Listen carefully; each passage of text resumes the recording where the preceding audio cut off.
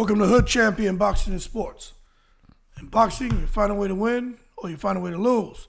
Please make sure to leave that donation for that fried rice, chicken wings, and salad.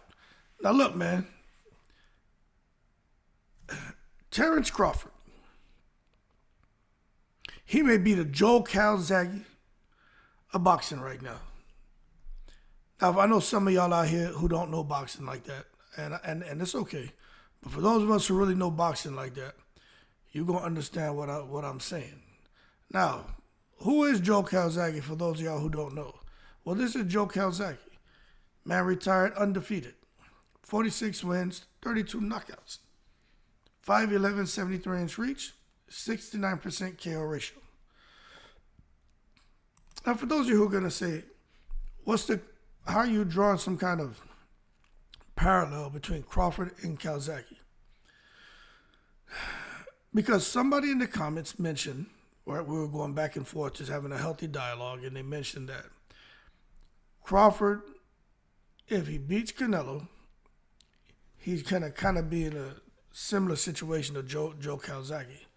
And I agreed 100%. Now, Joe Calzaghe, let me show you something here, right? When you look at the opponents that he fought, okay, you're not going to recognize these names. Now, you can look at the record of these individuals and you can see, they had pretty good records, one loss, undefeated. So you're fighting good fighters, but they weren't really the elite opposition. Now, it wasn't until 2006 in March where he faced Jeff Lacy. Jeff Lacy, at that time, looked like he was going to be on his way to possibly becoming undisputed at 168. But he went out there to the UK to fight Joe Calzaghe. And let me tell you something. If you haven't seen Jeff Lacy versus Joe Calzaghe, go to YouTube and watch that video. Watch that fight. And you're going to see something. Nothing short of amazing of what Joe Calzaghe did to Jeff Lacy. Talking about getting your ass beat. That was my first time seeing Joe Calzaghe fight. And I was like, who is that guy? I never seen nothing like it. Never seen nothing like it. I said, he got to slow down. He never slowed down. He just kept punching and punching and punching and punching, man. It was absolutely amazing to see how he performed against Jeff Lacy. But again, Jeff Lacy was probably the first, I think, more notable name.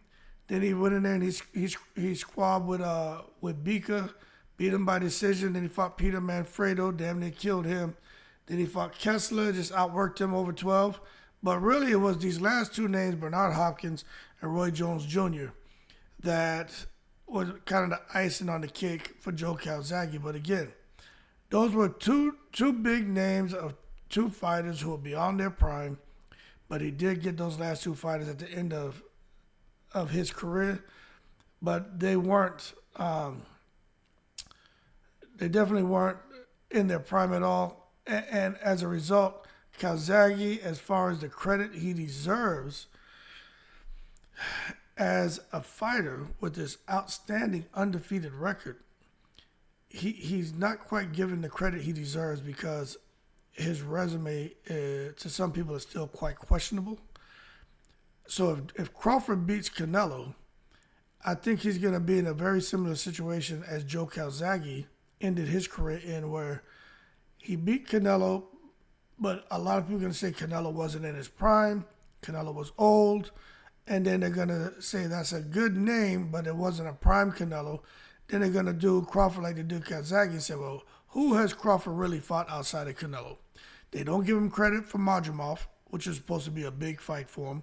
They don't give him credit for Earl Spence because they say Earl Spence was damaged beyond repair, and Earl Spence was also struggling with weight, with making weight at 147.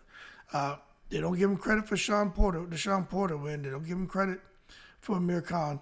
They don't give Crawford credit for almost any fight.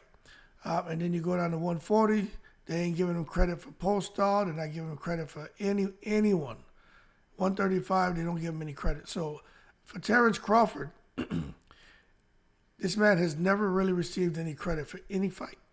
For any fight, man. And that's unfair. And that's why I think Terence Crawford is basically today's Joe Calzaghe. Now, I'm going to share something with you, right? Right here. Let me just share this with you, right? Where it talks about Calzaghe and his fighting style, right?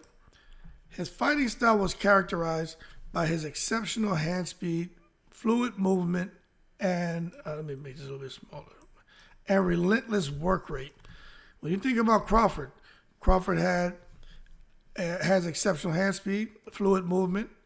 His work rate, he did show he can have a very impressive work rate, relentless. He's not as relentless as Joe Calzaghe, but Crawford can fight from the first second of the first round to the last second of the last round. He showed that against Majumov. The southpaw stance. Crawford fights in the southpaw stance as well. Combined with his adeptness in unleashing rapid combinations. Crawford doesn't throw rapid combinations, but he does let combinations go, and he has great timing. Often left his adversaries bewildered and able to mount effective counterattacks. And, the way Crawford approaches fighting, he does the same thing to his opponents.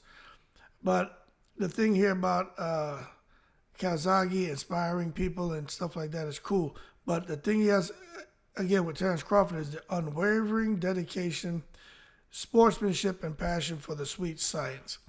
Let me tell you something, man. That is why Terence Crawford has been able to do what he's done as a professional boxer. And I think Crawford is now serving as a beacon of inspiration for a lot of people in and out the ring.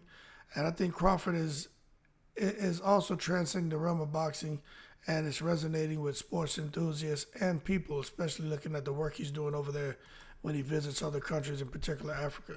So, Joe Calzaghe, is he appreciated?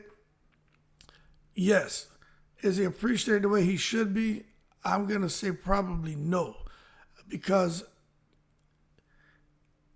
they're looking at what notable fights did he have. And when you look at throughout a guy like Calzaghe's career and a guy like Crawford's career, people struggle to think about memorable bouts. Like what fights have Crawford been in that are memorable to you? Now you could talk about Mayweather. I could rattle off a bunch of fights that are memorable to me with Mayweather. We could start with Hernando Hernandez.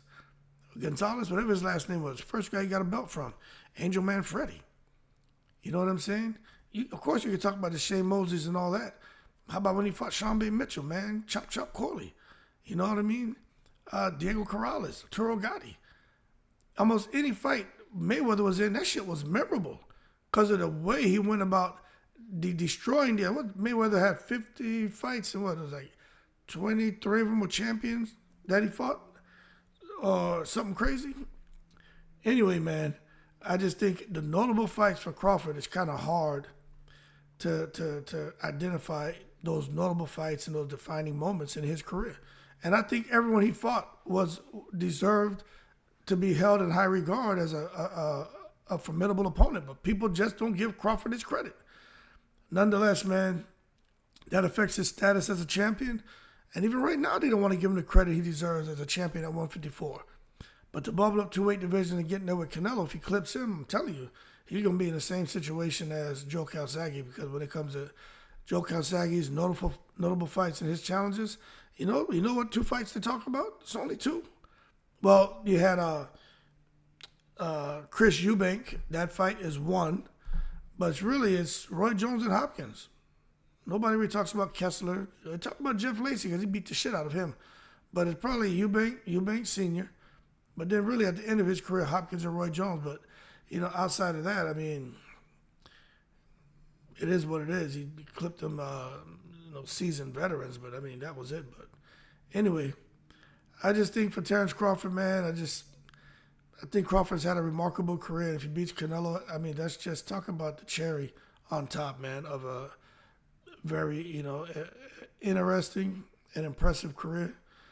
But I will tell you this, man. Crawford's achievements probably won't be appreciated until after he's retired. I don't think Crawford's gonna be etched in the hearts of boxing fans until after he retires and he's no longer here.